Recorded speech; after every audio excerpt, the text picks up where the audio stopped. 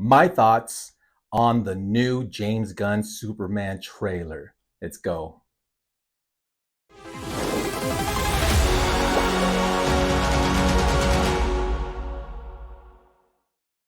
Hello, YouTube. Axioman here once again, and there's a lot going on in this video right now. This is the first video where I'm recording in the new studio, the Danger Room. Got the nice neon sign in the back. I've had this for a while, but if you watched my room tour video, this was hanging outside my room door, my office room door. Moved it over. I think it's a nice touch. And I brought my tweeter head Superman statue because that's what we're talking about today. We're talking about the new Superman trailer. I'm a little late to the party because there's already a bajillion people that have reacted and given their thoughts on what dropped Thursday morning.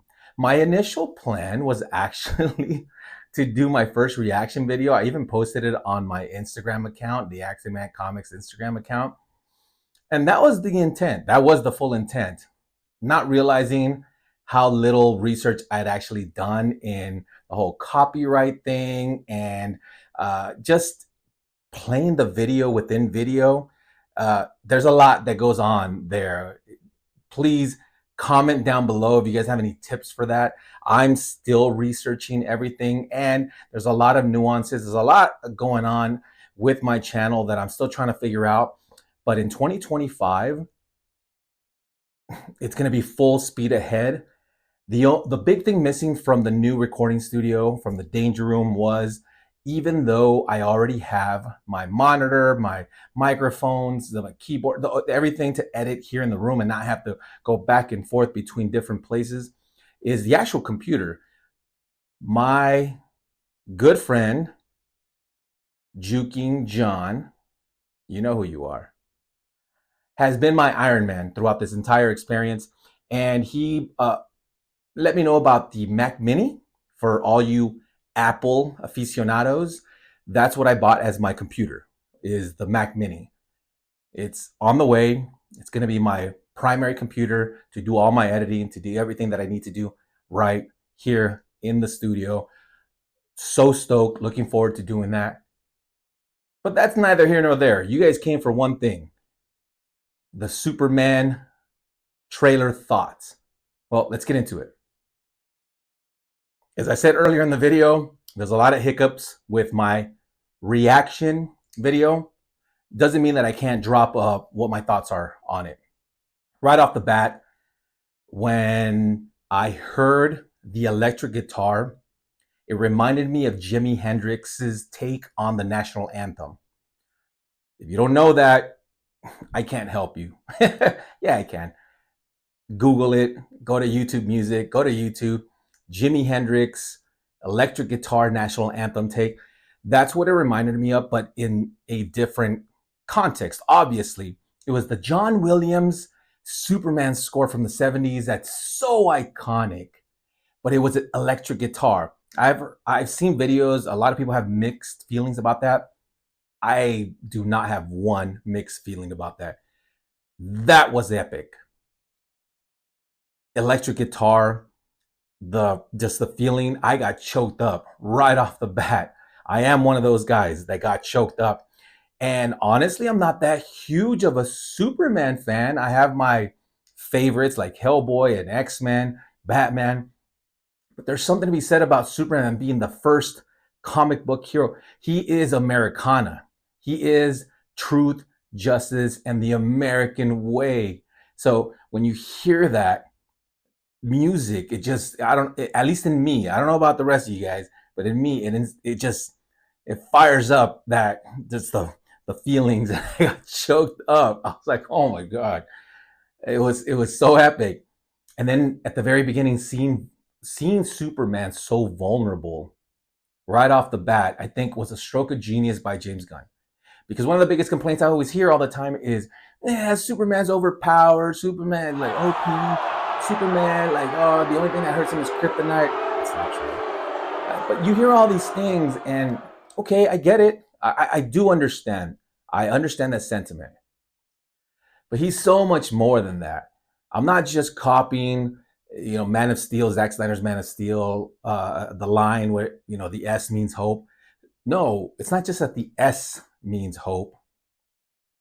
Superman is the symbol of hope.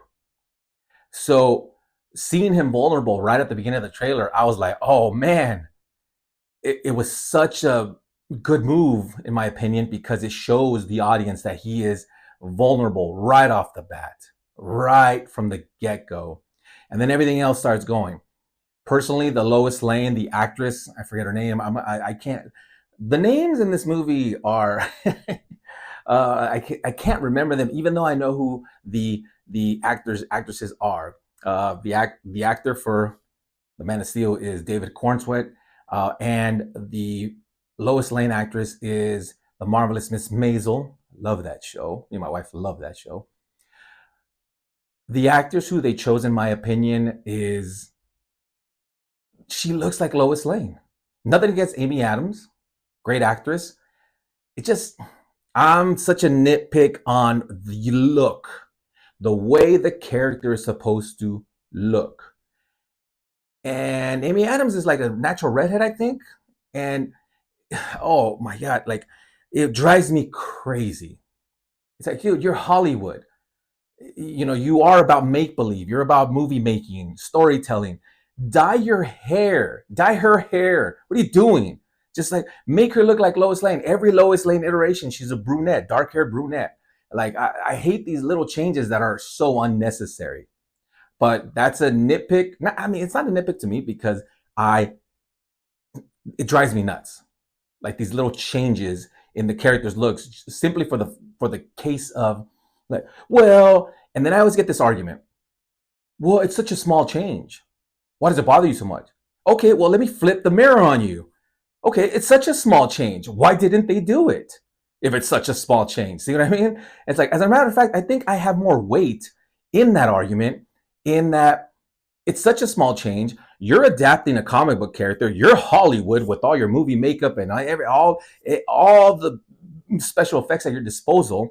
You're adapting a comic that's been around since the 30s, and you're looking at me like, well, why does it bother you so much? Come on, no, change the damn hair color. Sorry, but back to what I was saying. The Lois Lane in this looks like Lois Lane. She's got the dark hair, and she almost looks like a girl next door. But she, a reporter. Jimmy Olsen's in it. The aesthetics of the characters are on point, in my opinion. And there's a big one, Crypto. To me, Crypto was one of the best parts of the trailer, but very specific for something that happened between my daughter and I. We were trying to do the reaction video together, and I have footage of that, which I can't share because of the whole copyright thing and the sound, and I just messed it up. But as we watched it together, I can honestly say that we watched it together, my daughter and me. She's 7, and she loved the Crypto, scene. And she was so, first of all, she was in shock that Superman was bleeding, which was so cool. Because I'm like, oh man, she doesn't even know all the nuances of Superman, but she was just like concerned that Superman was bleeding right off the bat. And when Crypto came and saved him, or at least we kind of see that concept of it, she was cheering, she was jumping up and down, she was doing her thing, and I was like, oh man, you want to talk about emotional, with the musical score, and then watching my daughter react to that, it was so good. And one of the things I told one of one of my best friends, Marvel, is, see, the casual fans, diehard fans, of comic books and comic book films, comic book properties, whether it's TV shows, anything, we're on board for the most part. But one of the biggest things that Hollywood, I think, has forgotten, or at least Hollywood as it pertains to the comic book character genre, is the casual viewer. The casual viewer needs to be sucked into this whole world. So I think he accomplished that simply by adding a dog. I know it's crypto. I know he's in the mythos. He's a key key character in a lot of his stories. Well, maybe not so much key, but he's a he's a regular. Like if you were a regular at a bar, crypto is one of those regulars. So to include him for the casual viewer to see a dog, I can only imagine what the casual movie goer is looking at this trailer and saying like, oh, there's a dog, there's a man's best friend, oh, and he saves him. Oh wow, you kind of relate to that, like, oh man, I coming home after a bad day, you just want to be with your man's best friend, or with your cuddly pet, and that comes out in the movie. It's a strong message without really saying anything other than, here's a pet. Superman has a pet. If you didn't know that, now you do. What's this all about?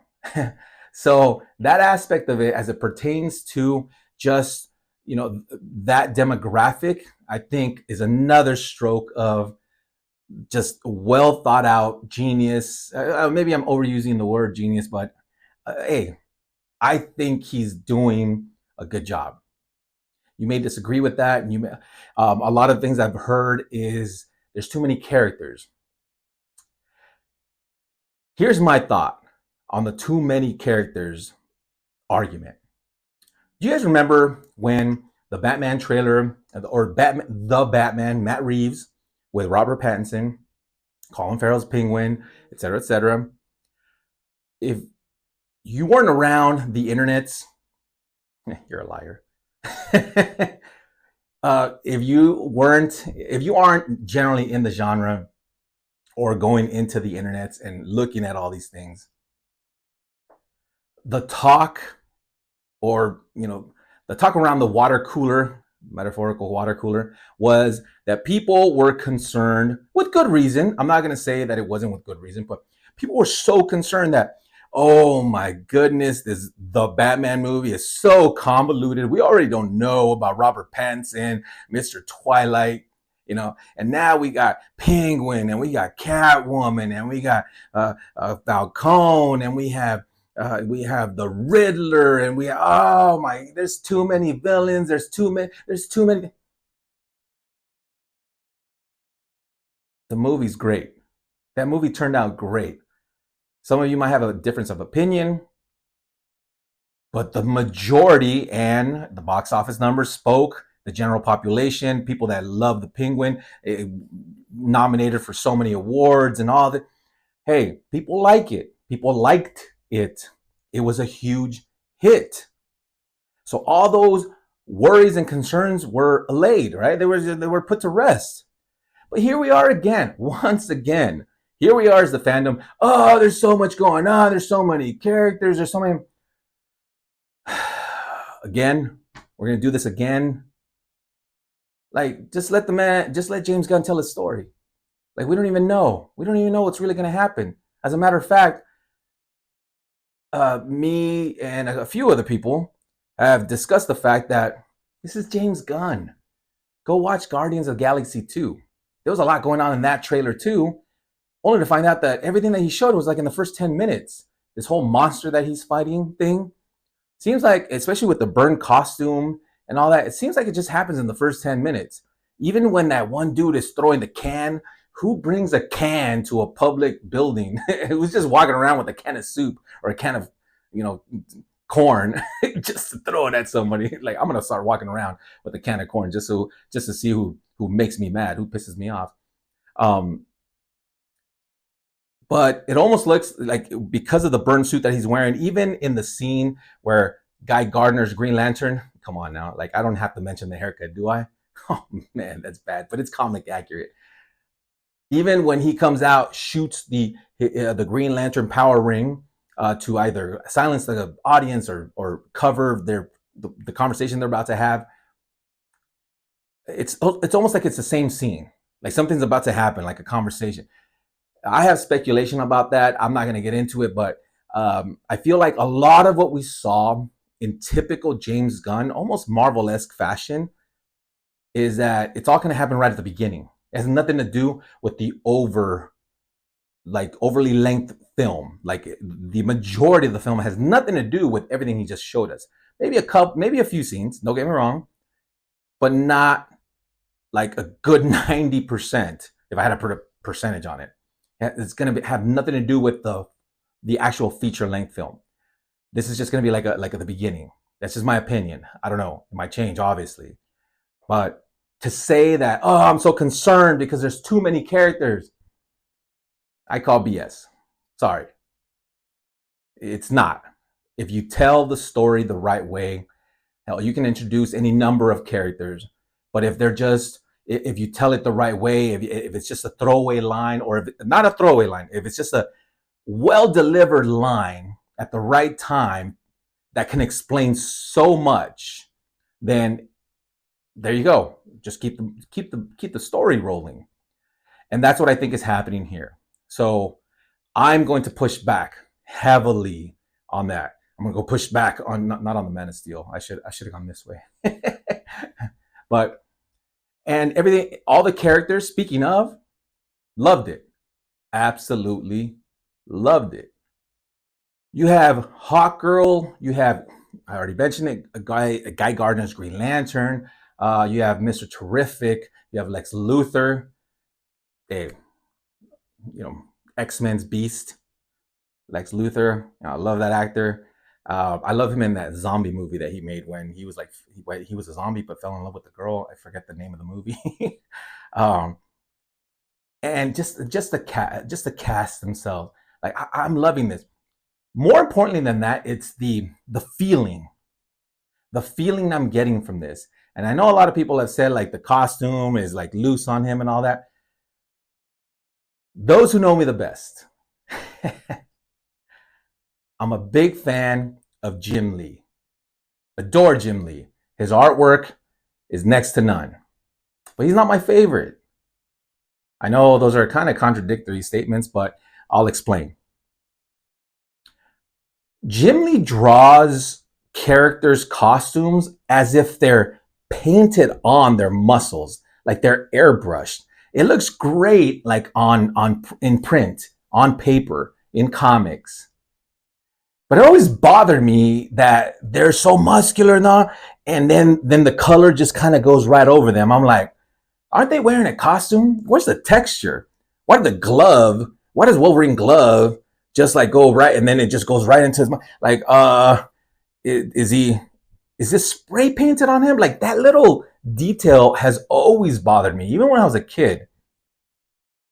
But then there's other artists out there like Jorge Jimenez, one of my favorites, Greg Capullo, who notices those nuances in costumes and is okay. So if he's going to put on gloves, there has to be a layer. And if he has a costume on, it has to be above the muscle. So there has to be like some padding there. It's not like, the skin tight, but at the same time, there has to. So when people complain about the new Superman costume and they're like, it doesn't feel, it's so loose. It's not like Henry Cavill's Man of Steel. Okay. But back to my little like nitpick, Henry Cavill's suit looked like if you just nicked him with a razor blade, like the thing, boom, it would just burst like a Pillsbury Doughboy thing, because it's so damn tight. It's an outfit, ladies and gentlemen. It's an outfit. If he bends his arm and it wrinkles a little bit on the side, so what? Like it's an outfit. You rip off Superman's suit and he's indestructible. It's, okay. I know that the suit has, properties. I get that. Don't get me wrong. Oh, we can argue all day about this. But he's the Man of Steel. He's not the man wearing the suit of steel. Yeah, I know you can pick me apart with that statement, but my sentiment still stands. I prefer, even in comics, the way artists draw characters, that they show the texture, the fact that someone's actually wearing a suit, regardless of its properties or whatever, that it's a suit. I mean, look at this statue. It doesn't look like it's painted. Like when I touch his hand and I go up, there's like obviously the suit is higher. Yeah, and the rest of it looks like, but there's that small detail of texture. The boots, same thing. They're not like just leg and then leg that keeps going, even though he's wearing a boot. Like there's no difference. I like to see the texture, the differences between, the human anatomy and the costume. That's just me. So I have no problem with the costume. Everything else, I mean, everything else I also love. The trailer to me was amazing. Last but not least, I will say that the overall feeling that the trailer gave me was that of, and the musical score had a lot to do with it, is that we're back to, or at least potentially, we're back to this feeling of that superheroes are that exactly. They're superheroes. They strive for goodness. The deconstruction of superheroes, while on paper it seems like a good idea, it's been overly done. It's been exhausted. Stop deconstructing our heroes. How about you just let them be heroes? How about you let Superman save the day? How about you let him smile, save children, save other people, be a symbol of hope, strive for goodness, and stop. Let's look into the deep sorrow side of Superman. What if he were? But what if all this bad stuff happened to him and he just couldn't take it anymore? Stop. Yes, storytelling in itself requires first act, second act, third act. I'm a big fan of the original Star Wars trilogy, which nailed that. Uh, yes, all great stories require the first act. Everything goes to crap in the second, and then the third act, which is the redemption or the hero's victory. And Superman can fall into that same line. But every character in and of themselves, and just my opinion, has their own personalities, have their own characteristics. Can we stick to that? At least let's stick to the characters' characteristics, with the sake of sounding redundant. Superman is a symbol of hope, just like Wonder Woman is an Amazonian warrior. Batman is I'm gonna beat your ass vigilante for the sake of justice, and so on and so forth. Let's stop this deconstructing of our heroes, and let's just tell the stories as they were meant to be told. There's decades of history of comic writers that have told so many stories where we don't have to give it our own creative twist. Oh, that drives me crazy. Why? The fan base is there. There's already a lot of stories that cover all of this. I'm not saying you have to adapt it page per page per page. I know that's not how it works, but come on now. We can at least strive to keep it as close as possible. But I mean, it's Hollywood. They're not gonna listen to this guy. But hey, that's the beauty of having a YouTube channel. You can just spout off your own opinion. That's my take on it. Those are my thoughts. As always, just like my Superman Twitter head statue, collect what you love what you collect, and I'll see you guys in the next one.